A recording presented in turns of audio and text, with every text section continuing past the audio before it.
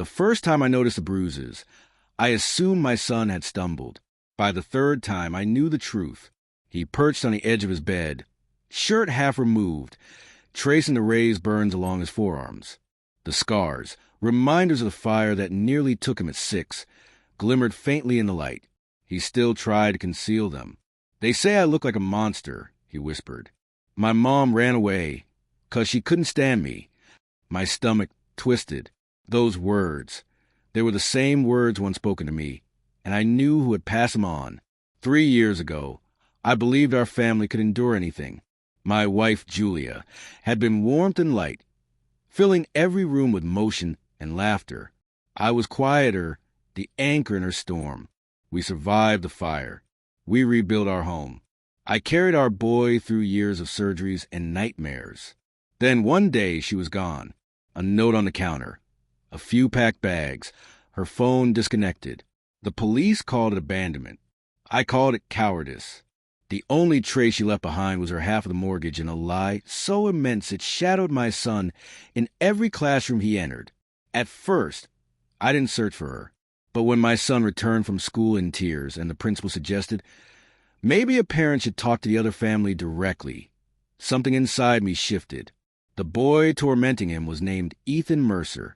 His father, Daniel Mercer, a name I recognized from somewhere deep, somewhere painful. I began investigating. Social media, business directories, property records, until I saw it. A photo from a charity gala last spring. Daniel Mercer, arm draped around Julia. My wife smiling with a glass of champagne, wearing the necklace I'd given her for our anniversary.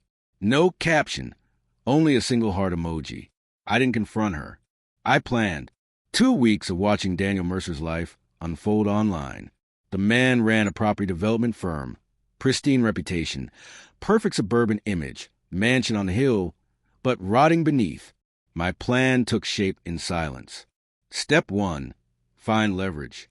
His company's filings revealed irregularities. 2 shell accounts connected to his wife's maiden name. Proof he was hiding assets. Step 2, expose his son's cruelty. I collected evidence. Recordings of the bullying, messages from parents. Even security footage obtained quietly through a contact who owed me a favor. Step 3, arrange a meeting. I asked politely, parent to parent. He agreed, probably expecting apologies or pleas. He had no idea why I truly wanted him to see my son. We met on a gray Thursday afternoon. His mansion loomed over the valley, built to intimidate. He opened the door in a tailored suit. Politician smile plastered across his face. "Mr. Hale, right? Come in." I nodded. "It's about the boys." He led us to the living room. I brought my son, not to intimidate, but to reveal truth. My boy gripped his sleeve nervously, trying to hide the scars. Daniel's voice softened. Kids can be cruel. Probably just a misunderstanding. My son said nothing. Slowly, I lifted his sleeve. The room shifted. Daniel's face changed. First surprise, then horror. Color drained from his cheeks. Eyes locked on the scars. Lips trembling. I know those scars," he whispered. I froze. "What did you just say?" He staggered back, one hand on the wall for support. "That fire years ago in Lakewood. I was the one." His voice cracked. I said it. For a long moment, silence swallowed everything. Then he began rambling about insurance fraud, wrong targets. No one was supposed to get hurt. I didn't interrupt. I let the recorder in my pocket capture every word. Then I smiled. "You know, Daniel, I thought this was about our sons. But now I see it's about fathers." His eyes widened. He lunged forward, but I stepped back calmly. "Touch me, and the file goes straight to the DA." Actually, it already did. He froze. I had already sent the recordings to an encrypted drive before even ringing his doorbell, a favor from friend in law enforcement. To ensure Daniel's empire collapsed, I'd emailed investors with documentation of the shell accounts, anonymous tips, timestamps, proof of tax fraud. By the time I walked out, his phone buzzed.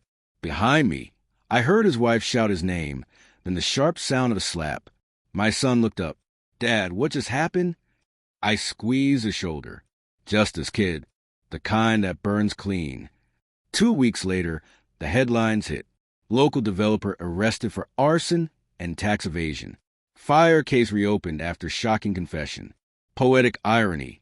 They said, the man who torched homes for insurance, losing his own fortune to the evidence he left behind. Julia resurfaced. She called once, then again. I didn't answer. Eventually, I sent a single text. He recognized the scars. She never replied. My son, and I moved to a quieter town. He began painting again, bright colors, fearless. Sometimes I see him tracing those scars, but now he doesn't hide them. He says they remind him that monsters burn too, and that some fires cleanse instead of destroy. As for me, I don't believe in happy endings, only balanced ones. People speak of revenge as dark, but sometimes it's simply the truth finally finding air. And when it does, it burns.